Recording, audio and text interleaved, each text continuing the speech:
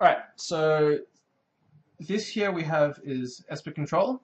It is updated for, I guess, an expectation of what the metagame will look like after Magic 15 is released. But the deck itself does not run any M15 cards. So the mana base is pretty standard. We run 12 Temples, 4 Shocks, well, 4 Hallowed Fountains, and then 2 Black Shock lands, some basics, and 2 Moonbolts. We do still run our 3 Elspeths because Mono Black.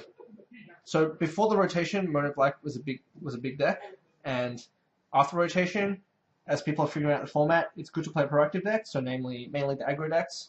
So as a result, we want our 3rd Elspeth because it's really good against Mono Black, and if you can land it against the aggro deck with, maybe just around 10 life, then you're in a pretty good position. 4 Jaces, 4 Sphinx's Rest, pretty self-explanatory. 1 Aetherling, because you just need that impossible to kill finisher. 4 Verdicts, it's pretty standard as well.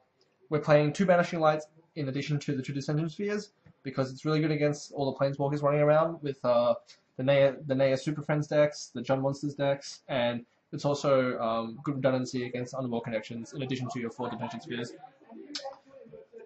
Because of the amount of Mono Black and expected aggro, we're only playing 1 Thoughtseize main with the rest of the sideboard. We cut a Dissolve. We considered having 4 Dissolve, 1 Syncopate, but against the fast format, against the fast field, and once again against Mono Black, you do want a 2nd Syncopate for when you're on the draw. So we decided to cut a Dissolve, and with the rest of our target removal, we decided not to play a 3rd Last Breath because once again it's a post rotation. It's a relatively unrefined format, so we're playing Azorius Charm. Azorius Charm will always do something, so it will never be a truly dead card. It'll just be a really bad cycler, and it's still really effective against aggro decks. And I guess it's only bad in the mirror, and it's not very good against control. So yeah, this is pretty much Team Sneak and Show's one of our builds of Esper Control.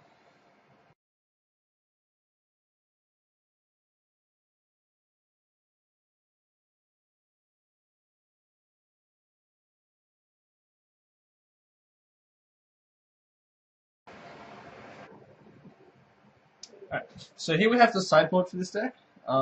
We have 3 more Thoughtseizes for the mirror and against Jund Monsters, and we're bringing like some amount against Mono Blue.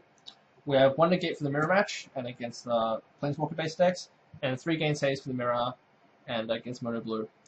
In a lot of matchups, we want to upgrade our removal and just have more in general, so we play 3 Doomblades. We already have 2 Ultimate Prices in the main deck, and we don't want to run anything as narrow as Dark Betrayal going into the new format. 3 Nyx Fleece Rams against the Bird decks, which is actually a pretty hard matchup. It's actually quite hard to play, and a good player on Burn will just demolish a control player if the control player is unprepared.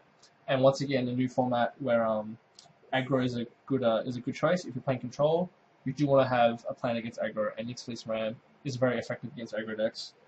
We play 1 Pithing Needle just to help out against our control matchups and our monsters matchup. We do have 6 Fear effects in the main, but it is such a powerful deck that we want a 7th way to deal with their Planeswalkers. The one opposite that could be easily a Jace Memory Adept or an Archangel or just another threat in general, but our Team Sneak and Show current owner, George Fu, insisted that I play his foil opposite that, so here it is. But playing against Luke MC Candles on Jund Monsters, this won't be relevant, so it's just here for show for him to show off.